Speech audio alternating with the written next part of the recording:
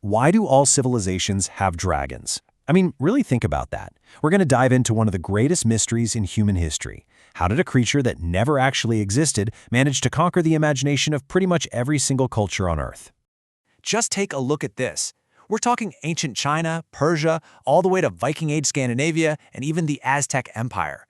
Thousands of years ago, these folks had absolutely zero contact with each other. I mean, they were separated by these massive oceans, impossible mountains. Their languages, their gods, their entire way of life couldn't have been more different.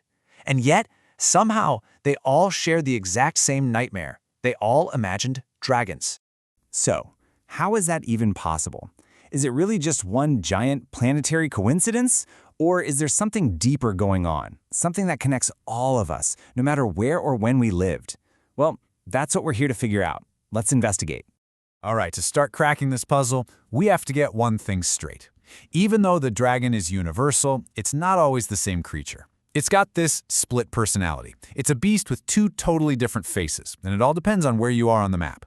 And you can see that divide perfectly right here. Over in the West, the dragon is pure chaos and destruction, right? It's that classic winged, fire-breathing monster that hoards treasure and needs to be killed by some hero. But then you go to the East and it's the complete opposite. It's a divine spirit, a symbol of good fortune and incredible power. A whining, serpentine god that brings the rains and is actually worshipped.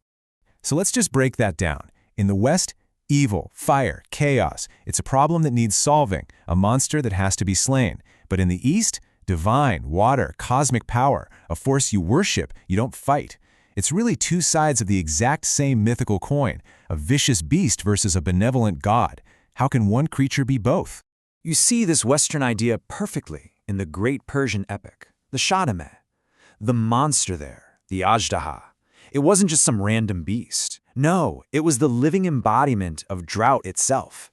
It was a creature that was literally holding back the water, and the hero Rostam had to kill it just to bring life back to the land. It was a force of nature that had to be conquered. So that brings us back to the big question. Where did this shared idea, and either of its forms, actually come from? Well, our first big clue. It's not in some dusty old book. It's buried deep in the ground. Okay, put yourself in their shoes. Imagine you're an ancient merchant, maybe, traveling the Silk Road. You're out in the middle of the Gobi Desert. A sandstorm clears and you stumble upon this. A skull as big as a person, with this weird beak-like mouth, attached to a body with 4 legs. You have no idea what a dinosaur is. The science of paleontology is thousands of years away. What else could you possibly think, except that you've just found the bones of a griffin or a dragon? And listen, this isn't just some wild guess. We have the records to prove it. For millennia, people in China were digging up what we now know are dinosaur fossils. And what did they call them? Dragon bones. They would even grind them up and use them in powerful traditional medicines. So for thousands of years, they were quite literally finding the remains of dragons buried in their own backyards. But, okay, here's where it gets complicated.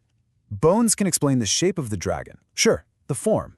But can they really explain that deep, universal fear, that gut-level terror? Can a pile of old bones really be enough to create a myth that's shared by the entire planet?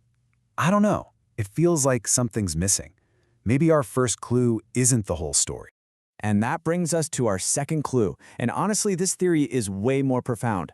What if we never found the dragon in the first place? What if the blueprint for the dragon was already inside us, hardwired into our DNA from the very beginning?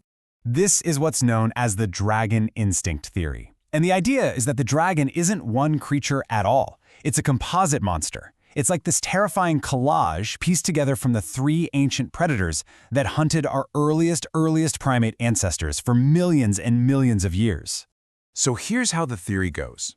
When our ancestors were these tiny little mammals scurrying around in trees, they had 3 main things to worry about. From below, slithering up the branches, you had giant snakes.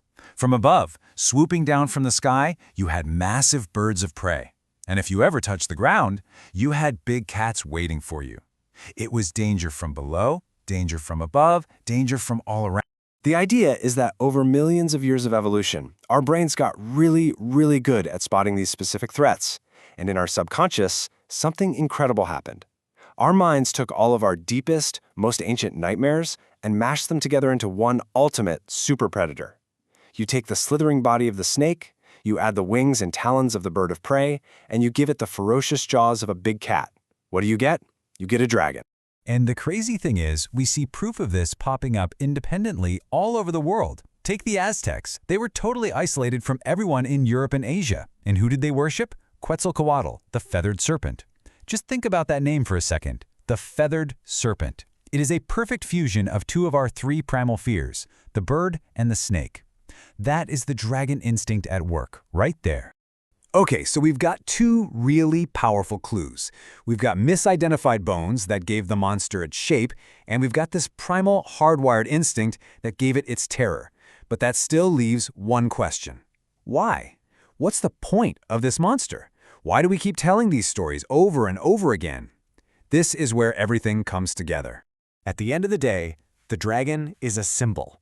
It's the face we put on the things that terrify us most, the huge, impersonal, uncontrollable forces of nature. Think about it. A volcano erupting, a massive flood, a terrible drought. These things are just raw, chaotic events. They don't have a face, they don't have a motive, so we gave them one. We called it dragon. And why is that so important? Why give chaos a face? Well, because you can't punch an earthquake. You can't argue with a hurricane. But a dragon you can fight. We needed to give our biggest fears a physical form so that we could invent a hero strong enough to beat it. It's our way of taking control, of imposing some kind of order on a universe that feels completely chaotic.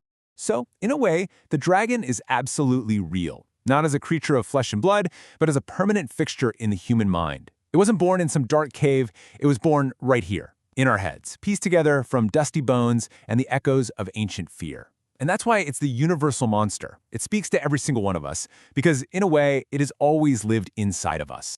Which leaves us with just one last lingering thought.